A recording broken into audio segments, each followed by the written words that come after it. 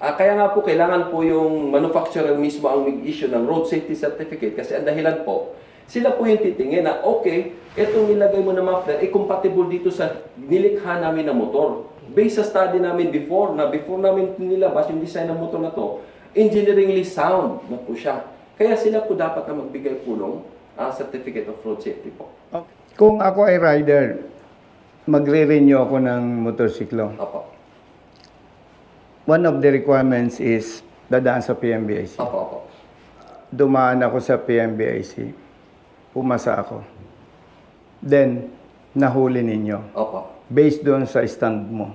Opo. Ano ba ang purpose ng PMBIC in general?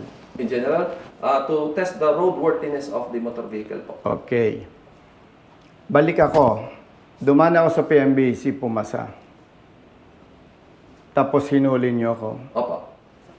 Parang negosyo na lang yan. Magbabayad ako sa PMBIC. Accredited ng DOTR. Pumasa ako.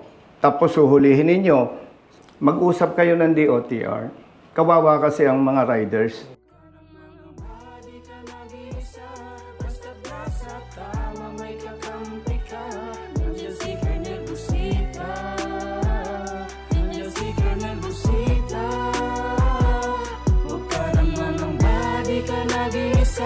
Basta't nasa tama may kakampi ka. Nandiyan si Colonel Busita.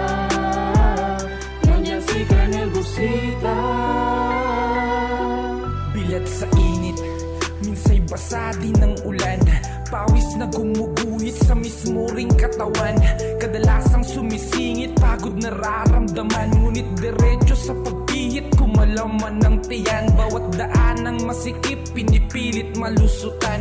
Marating lang ang lugar na dapat kong puntahan. Maihatid ng pagkain, serbisyong nakalaan. Para sa mga taong kailangan kong pagsilbihan. Napili kong hanap buhay, makipagsapalaran. Magdamag man sa daan, puyat man ay tatatagan. Para sa pamilya ko na laging nakaabang. Handa akong gawin lahat, mabuhay lang ng marangal. Kahit pa may sandaling tila ba natatapa.